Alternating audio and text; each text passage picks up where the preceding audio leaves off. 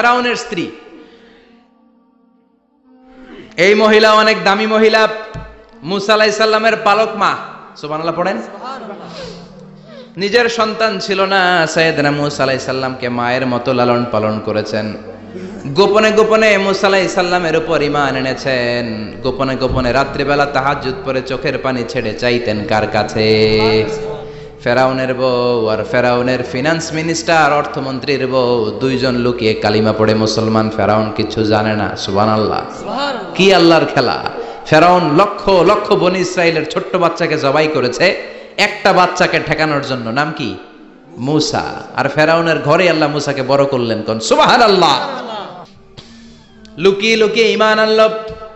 ফেরাউনের বউ আসিয়া, অর্থমন্ত্রীর বউ, দুইজন মিলে ফেরাউনের কাছে ঘটনা পৌঁছে গেল, খবর পৌঁছে গেল। ফেরাউন ডেকে পাঠালো।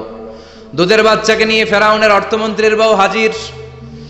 কুখ্যাত সন্ত্রাসী ফেরাউনের নিজের বউ আসিয়াও হাজির। ফেরাউন বলে, এক আল্লাহর উপর কুফরির ঘোষণা দে, আল্লাহকে বলে যা, আমার পায়ের সামনে সেজদা দে, আমি মাফ করে দেব। আসিয়ার এক কথা, জীবন যাবে কিন্তু ঈমান যাবে না। ফেরাউনের অর্থমন্ত্রীর স্ত্রীরও এক কথা, যে আল্লাহর কাছে আমরা মাথা নত করেছি, পৃথিবীর কোন শক্তির কাছে ওই মাথার নত হতে পারে না। ফেরাউন বলল, তাই নাকি? দেখি তোদের ঈমানের পাওয়ার কত বড়। অর্ডার করলো, বিশাল বড় পাতিল নিয়ে আসো, কড়াই নিয়ে আসো, কড়াই ভর্তি তেল গরম করতে শুরু করো। টকবক টকবক করে কড়াইয়ের মধ্যে গরম তেল। ফেরাউন বলে, ও অর্থমন্ত্রীর স্ত্রী, তোমারে অনেক ভালো জানতাম, এখনই আমার পায়ের সামনে সেজদায় লুটিয়ে পড়ো, আল্লাহরে ছাড়ো, আমি তোরে ছেড়ে দেব। অর্থমন্ত্রীর বউ বলে, এত সোজা না। সুবহানাল্লাহ বলে। কি ঈমান? ঈমানের পথে অবিচল থেকে আমার মরণ যেন হয়, তোমারই কাছে মিনতি আমার, তোমারই কাছে মিনতি আমার, মহামহিম দয়াময়, ঈমানের পথে অবিচল থেকে আমার মরণ যেন হয়। পড়েন আমিন। আবার পড়েন আমিন।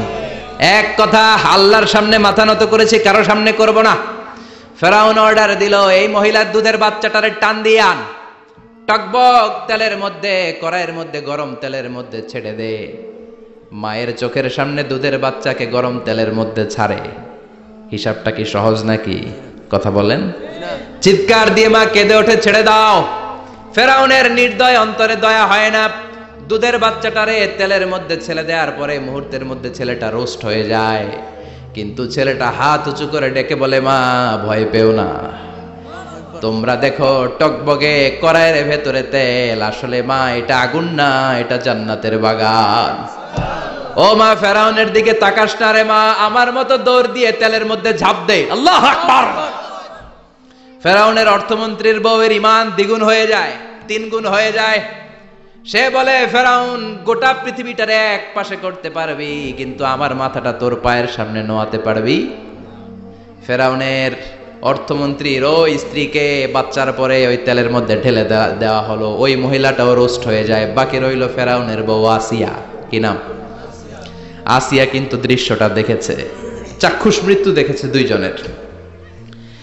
ফেরাউন বলে, আসিয়া, কত অন্তরঙ্গ সম্পর্ক আমাদের, আজীবন কত ভালোবাসা ছিল, কত খুনসুটি ছিল, কিন্তু আমার পায়ের মধ্যে সেজদা দিয়ে প্রমাণ কর তুই আমারে ভালোবাসিস। আসিয়ারও একই কথা, জীবন দিব কিন্তু ঈমান দিব না। ফেরাউন বলল, তোকেও আমি ছাড়বো না, তোকে আমি উলঙ্গ করব। হাজার হাজার মানুষের সামনে আসিয়ার কাপড় টেনে নেওয়া হলো। তক্তার মধ্যে শুইয়ে, তক্তার মধ্যে হাতে পায়ে পেরেক মারা হলো। হাতের এই পাশ দিয়ে পেরেক ঢুকে, ওই পাশ দিয়ে বেরোয়। তক্তার এ পাশ দিয়ে ঢুকে, ও পাশ দিয়ে বেরোয়, ফিনকি দিয়ে রক্ত বের করে। আসিয়া সহ্য করতে না পেরে ডেকে বলে, আল্লাহ, ফেরাউন থেকে তুমি আমারে বাঁচাও। এই দোয়াটা সূরাতুত তাহরিমে আল্লাহ সরাসরি কোট করেছেন, রব্বিবনিলি ইনদাকা বাইতান ফিল জান্নাহ ও আল্লাহ মালিক, তোমার পাশে জান্নাতে একটা ঘর বানায়া দিও। এরকম একটা সঙ্গীত আছে না নাই? এই সঙ্গীতটা সরাসরি সূরাতুত তাহরিম আসিয়ার দোয়া থেকে কোট করা হয়েছে। পড়েন সুবহানাল্লাহ। মালিক তুমি জান্নাতে তোমার পাশে আমায় একটি ঘর বানিয়ে দিও, একটি ঘর বানিয়ে দিও সে বিভীষিকাময় মহাদিনে, তোমার প্রতিবেশী করে নিও। মালিক তুমি জান্নাতে তোমার পাশে আমায় একটি ঘর বানিয়ে দিও, একটি ঘর বানিয়ে দিও। আল্লাহু আকবার। সেই 5000 বছর আগের দোয়া আজও আমরা তাফসীর মাহফিলে গান বানিয়ে বলি। 5000 বছর আগের কথা আজও আমরা কোরআনের আয়াত হিসেবে পড়ি। আল্লাহু আকবার।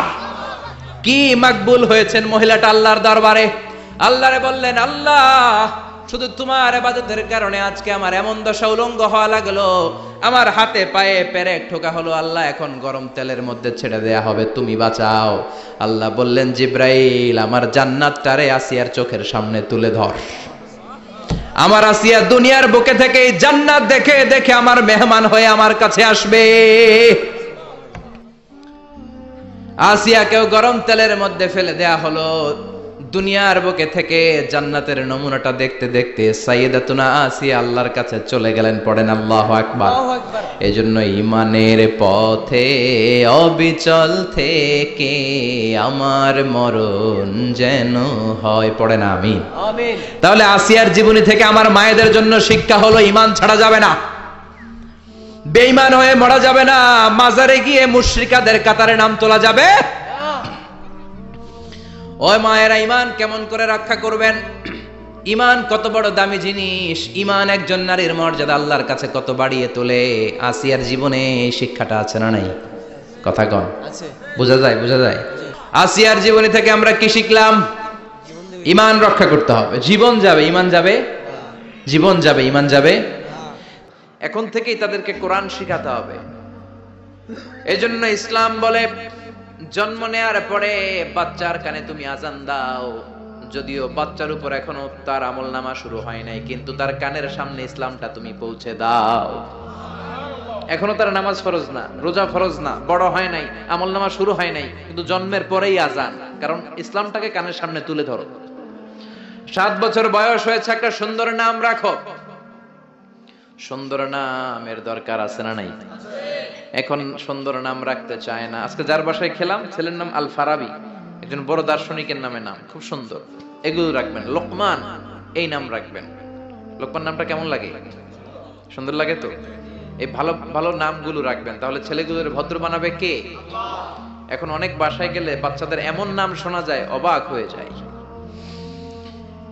চাচা গ্রাম থেকে শহরে আসছে ভাতিজার সাথে দেখা করতে। গ্রাম থেকে শাকসবজি নিয়ে আসছে। তো যাওয়ার পরে ভাতিজা নাস্তা দিচ্ছে চাচাকে, চাচা খান। চাচা নাস্তা খায় আর বলে, অনেকদিন পরে আসছি, তোমার নাকি 1 ছেলে 1 মেয়ে, আমার সাথে তো কোনোদিন দেখা হয় নাই, ডাকো না একটু দেখা করি। ভাতিজা ওদেরকে ডাক দিছে, ব্রাশ ফায়া। ব্রাশ ফায়া শুই না, চাচা খানা থিয়া দিছে দৌড়। ভাতিজা বলে, চাচা দৌড়ায়েন না, চাচা আইজো দৌড়, কাইলো দৌড়, জনমের দৌড়। চাচাও দৌড়ায়, ভাতিজাও দৌড়ায়। চাচা কয়, ভাতিজা বয়স আমার 80, আমারে তুই ব্রাশ ফায়ার করিস না। ভাতিজা বলে, চাচা এই ব্রাশ ফায়ার ওই ব্রাশ ফায়ার না, ছেলের নাম ব্রাশ, মেয়ের নাম ফায়ার। যে বলছে ছেলে মেয়েরে ডাকো, তো ভাতিজা বলছে ব্রাশ ফায়ার।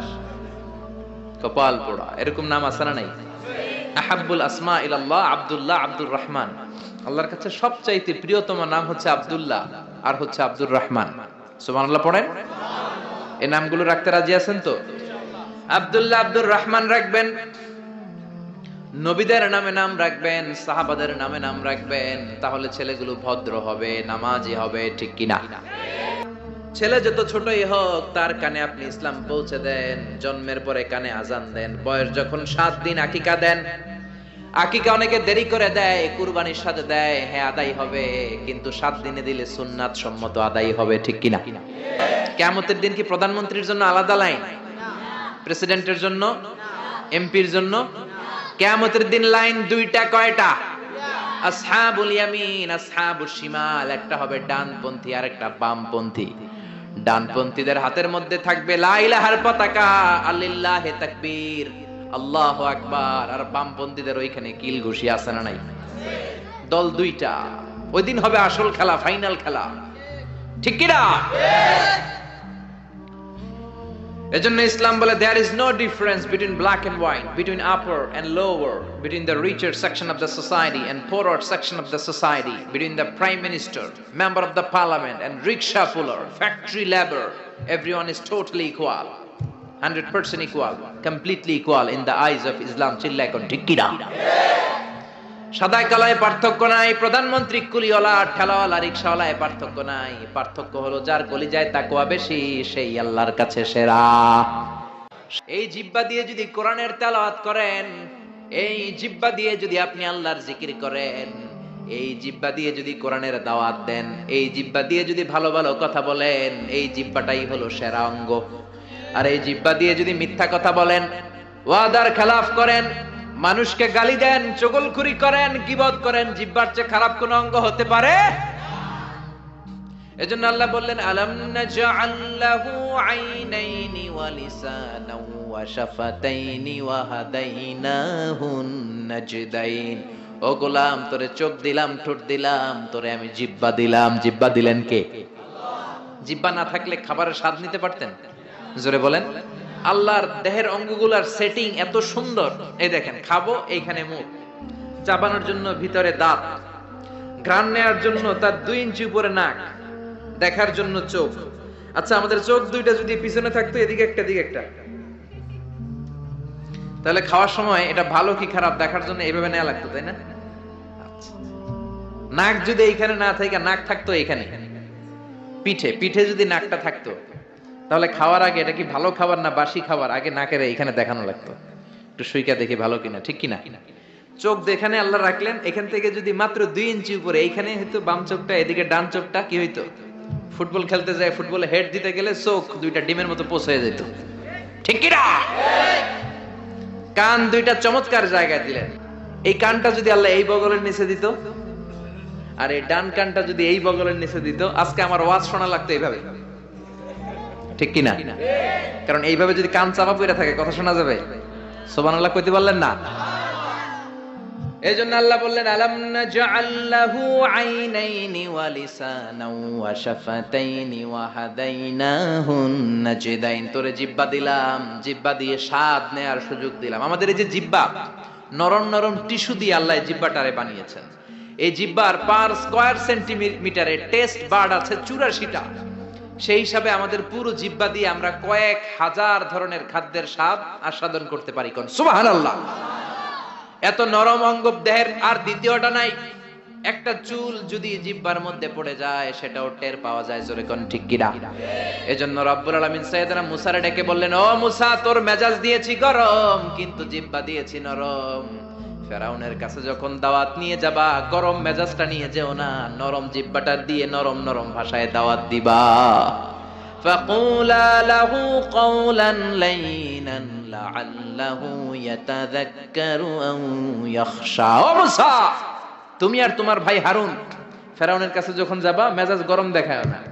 মেজাজ দিছি গরম, কিন্তু জিহ্বা দিছি নরম। নরম জিহ্বা দিয়ে নরম ভাষায় দাওয়াত দিবা, হয়তো ফেরাউনের কপালে খুলে যেতে পারে, ঠিক কি না? এজন্য লোকমান জিহ্বা কেটে এনে বলল, জিহ্বাটা সবচেয়ে ভালো আবার সবচেয়ে খারাপ।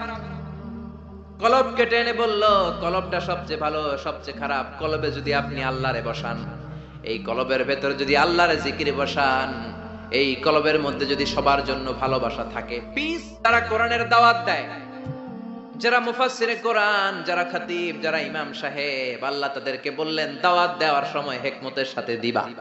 উদউ ইলা সাবিলি রাব্বিকা বিল হিকমাতি ওয়াল মাউইযাতিল হাসানাতি ওয়াজাদিলহুম বিল্লাতী হিয়া আহসান।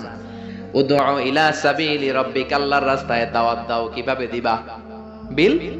বিল হিকমা, হিকমতের সাথে দিবা। হিকমত আল্লাহ সবারে দেয় না।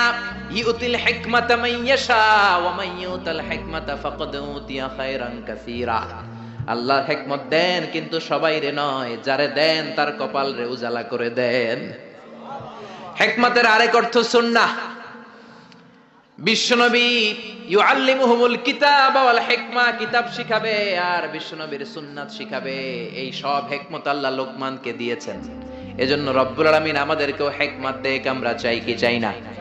চাই কি চাই না? সবাই পড়েন আল্লাহুম্মা উরযুকনা আল হিকমা। ও আল্লাহ, আপনি আমাদেরকে হিকমত দেন। পড়েন আমিন।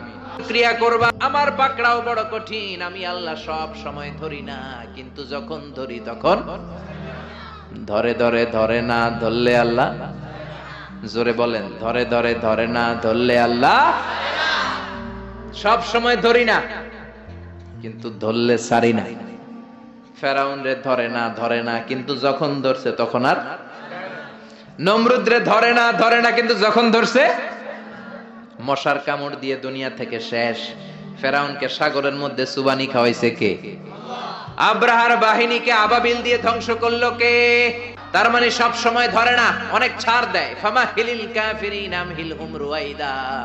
কাফেরদেরকে আমি ঢিল দেই, চান্স দেই, সময় দেই, দেখি ফিরে আসে কিনা, দেখি তওবা করে কিনা, দেখি মসজিদে ঢুকে কিনা, দেখি নামাজি হয় কিনা, দেখি ভালো মানুষ সাজে কিনা। জোরে কোন ঠিক কিনা? আমরা যখন ঘুড়ি উড়াই হাতে থাকে কি? নাটাই থেকে আমরা সুতায় ঢিল দেই, তাই না? ঘুড়ি ডানে যায়, বায়ে যায়, কি আরাম, উঠতেছে এই আকাশে, এদিকে যায় ওদিকে যায়।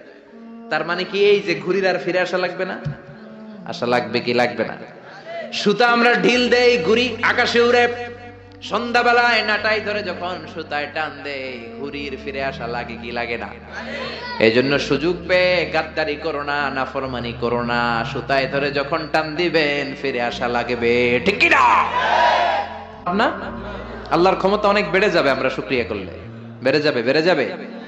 আল্লাহ বলে, গোলাম পৃথিবীর সবাই যদি মুত্তাকি হয়ে যাও, দুনিয়ার সবাই যদি নামাজি হয়ে যাও, আল্লাহর ওলি হয়ে যাও, আমার কোনো লাভ নাই, লাভ তোর। আর সবাই যদি কাফের হয়ে যাও, আমি আল্লাহর লস নাই, লসও তোমার। জোরে কোন ঠিক কিনা? সহিহ মুসলিমের বর্ণনা, দুনিয়ার সবাই যদি কাফের হয়ে যায়, মুশরিক হয়ে যায়, আমি আল্লাহর ক্ষমতার 1 ইঞ্চিও কমবে না। সবাই যদি জিকির করে ওলি হয়ে যায়, আমি আল্লাহর ক্ষমতার 1 ইঞ্চিও বাড়বে। লাভ লস কার? কয় আল্লাহর। লাভ লস কার? কার?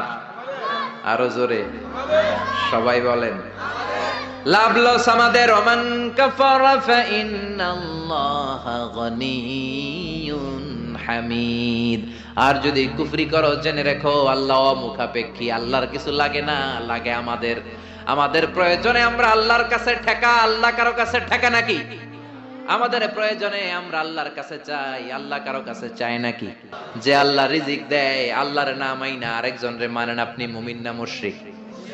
যে আল্লাহ আপনার স্রষ্টা, তার ইবাদত না করে আরেকজনের ইবাদত করেন, আপনি মুমিন না মুশরিক? এজন্য বললেন লা তুশরিক বিল্লাহ, শিরক করো না। ক্যান্সারের চেয়ে ভয়ঙ্কর, ক্যান্সারের অ্যানসার আছে, শিরকের কোনো অ্যানসার নাই, ঠিক কিনা? বিশ্বনবী বললেন আখফা মিন দাবিবিন নামাল, পিঁপড়ার চেয়েও গুটি গুটি পায়ে তোমার দেহের ভেতরে শিরক নামক ভাইরাস ঢুকে তোমার ঈমানকে সারখার করে দিবে, ঠিক কিনা? এজন্য কখনোই কোনোভাবে শিরক করা যাবে। যালিকা লিমান ইয়াশা, আল্লাহ চাইলে সব গুনাহ ক্ষমা করে দিতে পারেন, শুধু শিরকের গুনাহ ছাড়া। কোন গুনাহ ছাড়া? আরো জোরে বলেন। আল্লাহ সব গুনাহ মাফ করেন কিন্তু শিরকের গুনাহ মাফ করেন। এজন্য হাদিসে কুদসিতে আল্লাহ বললেন, পাহাড় পরিমাণ গুনাহ নিয়ে যদি কিয়ামতের দিন আমার সামনে হাজির হয়ে যাও, ওই গুনার মধ্যে যদি শিরকের গুনাহ না থাকে, আমি আল্লাহ পাহাড় পরিমাণ ক্ষমার দয়া নিয়ে তোর কাছে হাজির হয়ে যাব। পাহাড় পরিমাণ গুনাহ, এই গুনার ভিতরে শিরকের গুনাহ নাই, তাহলে পাহাড় পরিমাণ ক্ষমা নিয়ে আমাদের কাছে হাজির হয়ে যাবে কে?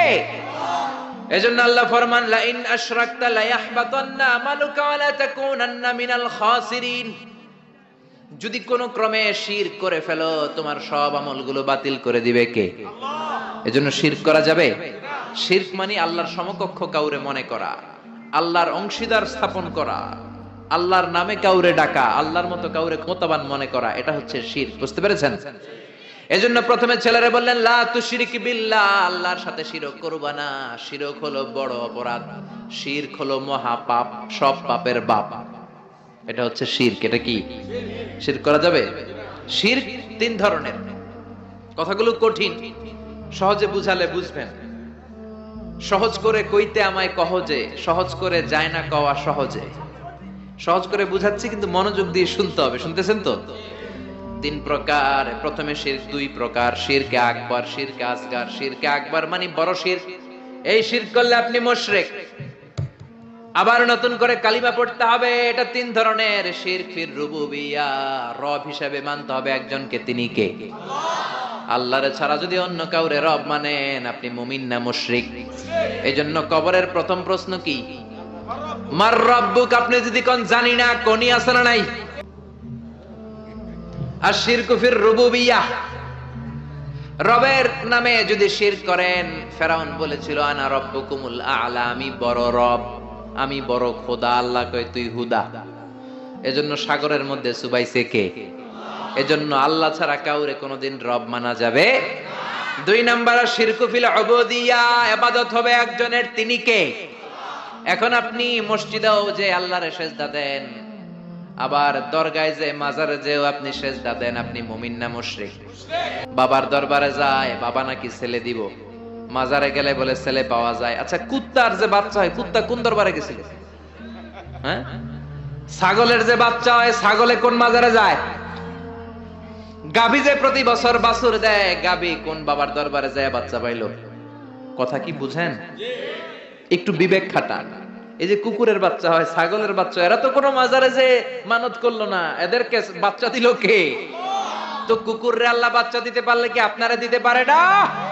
ইয়াহাবু লিমান ইয়াশাউ ইনাসা ওয়া ইয়াহাবু লিমান ইয়াশাউ যুকুর আও ইউযাওয়িজুহুম যুকরানা ওয়া ইনাসা ওয়া ইয়াজআলু মান ইয়াশাউ আকীমা ইন্নাহু আলীমুন কাদির। তিনি যাকে চান তাকে ছেলে দেন, আবার যাকে চান তাকে মেয়ে দেন, আবার যাকে চান তারে ছেলেও দেন মেয়েও দেন, আবার যাকে চান ছেলেও দেন না মেয়েও দেন না। তিনি কে? আল্লাহ। এজন্য ছেলে মেয়ে যদি চাইতে হয় চাবেন কার কাছে? তিন নম্বরে আশিরকু ফিল আসমাই ওয়াস সিফাত, আল্লাহর সিফাতি নাম যদি কারো সাথে লাগান। আমার আল্লাহর নাম হলো গাউসুল আজম, মানে মহান সাহায্যকারী। এখন আব্দুল কাদের জিলানীরে যদি বলেন গাউসে পাক, আপনি মুমিন না মুশরিক? খবরদার। আল্লাহ হচ্ছে গাউসুল আজম। আল্লাহ কে? গাউসুল আজম, এটা আল্লাহর নাম। আল গাউস আল আযম। আব্দুল কাদের জিলানী অনেক বড় আল্লাহর ওলি ছিলেন। ওলিরে ওলি বলে ডাকবেন? ওলিরে আল্লাহর নাম দিয়ে ডাকা যাবে? আব্দুল কাদের জিলানী শুধু ওলি ছিলেন না, মুজাহিদ ছিলেন। মুফতাকির বিল্লাহ ছিল ওনার সময়ের প্রেসিডেন্ট। ওই প্রেসিডেন্টের ঘুষাইয়া চাপা ভাঙ্গা দিয়েছে, পিটাইয়া একেবারে সুলতানাত মাটির সাথে মিশিয়ে দিয়েছে আব্দুল কাদের জিলানী। বাগদাদে 400 মাদ্রাসা প্রতিষ্ঠা করেছে। ওনার এলমি খেদমত নিয়ে কথা নাই, ওনার জিহাদি জীবন নিয়ে কথা নাই। খালি কথা ফু দিলে বলে পানি আগুন হয়ে যায়, আগুন পানি হয়ে যায়। কপাল পোড়া, ঠিক কিনা? খাজা মাইনুদ্দিন চিশতি রাহিমাহুল্লাহ অনেক বড় আল্লাহর ওলি ছিলেন। তার চেয়ে বড় পরিচয় হলো মুজাহিদ ছিলেন। পৃথ্বীরাজের সিংহাসন হিন্দুস্তানে লাথি মেরে উড়িয়ে হিন্দুস্তানের মতো জায়গার মধ্যে কালিমার পতাকা গেড়েছেন, ঠিক কিনা? এই ওয়াজগুলো করে না, শুধু বলে ফু দিয়া এটা করছে, যায় নামাজ বিছাইয়া সাগর পার হইছে, খালি এই ওয়াজ করে। এরা এক একজন মুজাহিদ ছিলেন, এরা এক একজন স্ট্রাগল করেছেন, অন্যায়ের বিরুদ্ধে জিহাদ করেছেন। চিল্লায় বলেন ঠিক কিনা? কিসির কথা বলেন? এটা করলে আপনি সাথে সাথে মুশরিক হবেন না, কিন্তু কবিরা গুনাহ হবে। আপনাকে তওবা করে ক্ষমা চাইতে হবে। চিল্লায় বলেন ঠিক কিনা? ছোট শিরকের মধ্যে এক নাম্বার হলো রিয়া, শফ, লোক দেখানো। নামাজ পড়তে হবে একজনের জন্য, তিনি কে?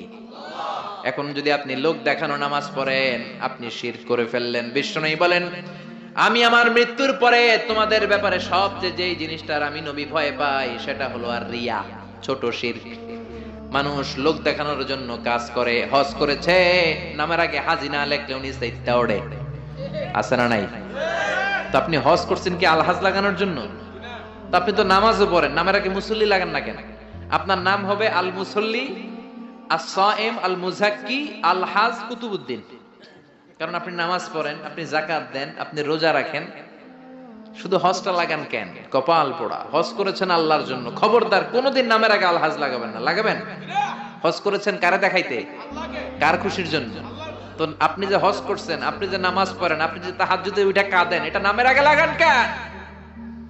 আমলগুলো বাতিল হয়ে যাবে। রিয়া সব শেষ করে দেয়। জাহান্নামের অতল গহ্বরে একটা জায়গা আছে, ওই জায়গাটার আগুনের এত তেজ, খোদ জাহান্নাম ওই জায়গা থেকে 70 বার দিনে পানা চায়। সাহাবারা বললেন, ওই জায়গায় কারা যাবে? বিশ্বনবী বললেন, যারা লোক দেখানো আমল করবে তারা যাবে। মান কানা হালিফান বিল্লাহ লা মুহালাতা, যদি আপনার কসম কাটতেই হয় কোন কাজে, একজনের নামে কাটবেন, তিনি কে? আপনি বলবেন আল্লাহর কসম। আবার বারবার যারা কসম কাটে তাদের মধ্যে নেফাকি আছে। বারবার নয়, কোন একটা বিষয়কে এমফাসাইজ করার জন্য, গুরুত্ব বোঝানোর জন্য অনেক সময় কসম কাটা লাগে না? বিচারে সালিশে অনেক বিষয়ে কসম কাটা লাগে, তাকিদ দেওয়ার জন্য। তখন আপনি কসম কাটবেন একজনের নামে, তিনি কে? আল্লাহর নামে আপনি কসম কাটবেন। আল্লাহর নাম ছাড়া কারো নামে কসম কাটা যাবে নাই। নতুন বউ আসছে বাড়িতে, মা চা বানায় খাওয়াও। বৌমা চা বানাইতে যায় ফ্রিজ ভেঙে ফেলছে, বউটা ভালো না, এটা কুলক্ষণ, এটা অপয়া। এগুলো ইসলামে না। ইসলাম বলে আল কদর খাইরিহি ওয়া শাররিহি মিনাল্লাহ, ভালো হোক মন্দ হোক দুনিয়ার কেউ করতে পারে না, করতে পারে একজন, তিনি কে? এরপরে ইতিয়ানুল আররাফিন, গণকের কাছে যাওয়া যাবে। অনেক গণক বাবা বাংলাদেশে আছে না নাই? গনে গনে নাকি সব বলে দেয়। বিশ্বনবী বললেন, মান আতা আররাফান, যে কোনো গণকের কাছে যায়, ফাসাআলাহু আন শাইইন, যে কিছু জিজ্ঞেস করে, গণকের কাছে যে জিজ্ঞেস করার সাথে সাথেই 40 দিনের আপনার নামাজগুলারে বাতিল করে দিবে কে? গণক যা বলছে এটা বিশ্বাস করেন নাই, শুধু জিজ্ঞেস করছেন, 40 দিনের নামাজ বাতিল। আর গণক যা বলেছে যদি বিশ্বাস করেন, মুশরিকদের কাতারে আপনারা তুলে দিবে কে? এজন্য গণকের কাছে যাওয়া যাবে না। এরপর কোমরে কাইতন বাদে আছে না নাই? হাতের মধ্যে আজমি শরীফের সুতা বাদে। পরীক্ষার রাত্রে দেখলাম একটাই ঘুরে, বললাম কিরে পরশ না? কই যে হুজুর সুতা আছে, আজমি শরীফের সুতা। আমার A+ ঠেকাবে কে? এরকম আছে না নাই? সুতা তোমার কিচ্ছু করতে পারে না, করতে পারে একজন, তিনি কে? এরপরে ইঁদুরের কাছে যে দাঁত চায়, দাঁত নিয়ে কই ইন্দুর মামা, ইন্দুর মামা। মাই কইছে, আমনে আমার বড় মামা, আমার মোটা দাঁত নিয়ে আমনের চিকুন দাঁত দেন। এরপর ট্রাকের পিছনে জুতা ঝুলায় আছে না নাই? তাও পুরান জুতা। দেখবেন রাত্রেবেলা ট্রাকের পিছনে সব পুরান জুতা। একটার ধরলাম, কি রে পুরান জুতা কেন? কই হুজুর চোখ লাগে, বদনজর, মুখ লাগে। তো কি লাভ? কই যেটা মুখ লাগাইছে ওটার গালে যায় আমার সিরা জুতা পড়ছে। কপাল পোড়া। তুমি ট্রাককে হেফাজতের জন্য জুতার উপর তাওয়াক্কুল করেছো, আল্লাহর উপর তাওয়াক্কুল করো নাই, তুমি মুশরিক। জোরে কোন ঠিক কিনা? এরপরে মাজার দেখলে ড্রাইভার ভাইরা গাড়ি স্লো করে কি করে না? মাজারের দিকে এরকম করে, আছে না নাই? কিরে স্লো করলি কেন? কয় বাবার মাজার, বাবায় অনেক গরম, গাড়ি আমার উল্টায় দিবে। জোরে চালাইলে, গাড়ি উল্টায় দিলে দুর্ঘটনা হয়, মানুষ মারা যায়। যে লোক কবরে শুইয়া মানুষ মারে, ওইটা আল্লাহর ওলি নাকি ডাকাই? ওটা তো অনেক বড় সন্ত্রাসী, ঠিক কিনা? পুরাতন একটা অ্যালবাম ঘাটতে শুরু করলাম। ঘাটতে ঘাটতে দেখি আমার বয়স যখন 4, তখন আমার একটা ছবি, ওইখানে আমার কপালেও কালো টিপ দেওয়া। আম্মারে ধরলাম, কালো টিপ দিলা কেন? কয় তোর নানি কইছে। নানিরে ধরলাম, তুমি কইছো কেন? কয় তোর বড় আম্মা কইছে, ওই বেডি আর বাইসা নাই, আর ধরতেও পারি নাই। এই জন্য এগুলো করা যাবে। এই কালো টিপ দিবেন না। সূরা ফালাক নাস করে ফু দিবেন, সুস্থ করে দিবে কে? আবার মাথায় যদি 2 গিট থাকে, 2টা গিট থাকে, কয় তোর 2 বিয়া, আছে না নাই? মুসলমান এগুলোতে বিশ্বাস করতে পারে না।